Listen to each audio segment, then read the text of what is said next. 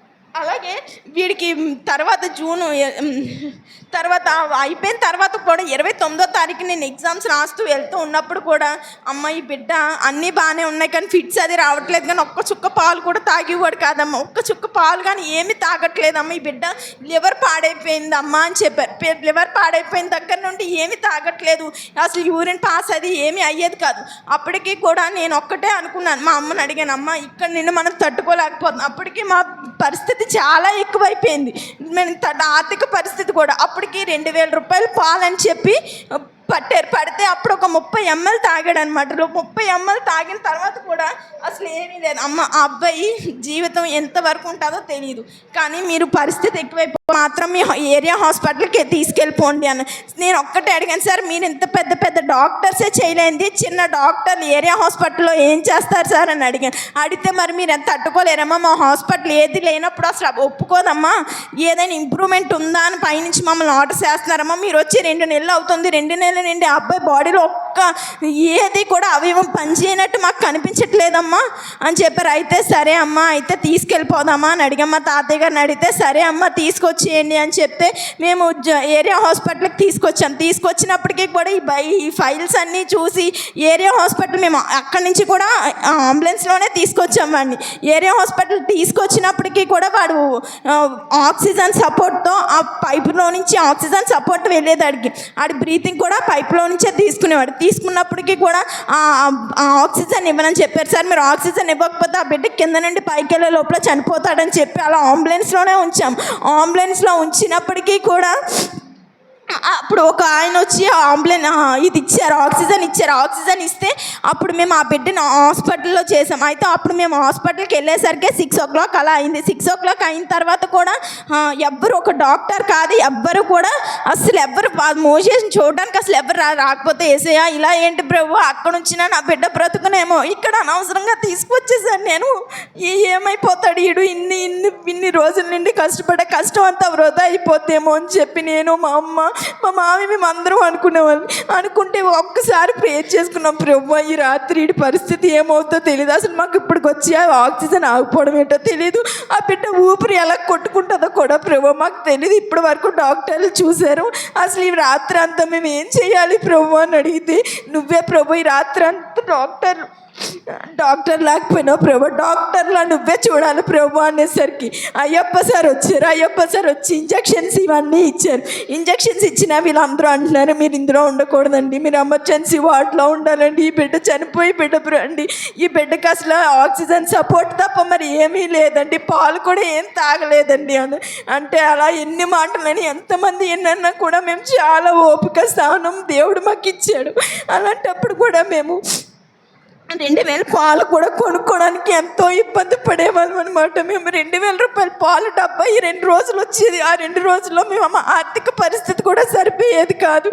మేము తిన్నా తినకపోయినా 2,000 రూపాయల పాలు నుండి దేవుడు మళ్ళీ 400 రూపాయల పాలకి తీసుకొచ్చాడు. ఆయనకే వందనాలు. అలాగే 400 పాలు నుండి మామూలు గేదె పాలు కూడా తాగుతున్నాడు ఆ బిడ్డ. దేవుడు ఇంత మేలు చేసినందుకు, మీ సంఘం అంతా ప్రార్థించినందుకు, మోజేష్ మొన్న ఆపరేషన్ విషయంలో కూడా దేవుడు ఎన్నో మేలులు చేశాడు. ఆపరేషన్ 5 గంటల సేపు జరిగింది. 5 గంటల సేపు ఆపరేషన్ కూడా వాళ్ళు అసలు ష్యూరిటీ కానీ వాళ్ళు అసలు ఏమీ ఇవ్వలేదు. అసలు అది చాలా అసలు సక్సెస్ అవుతా లేదా అన్నారు. కానీ మన సంఘంలో ప్రార్థించిన ప్రతి ఒక్కరికి నా వందనాలు. అవకాశం ఇచ్చిన ప్రతి ఒక్కరికి వందనాలు చెల్లించుకుంటున్నాను.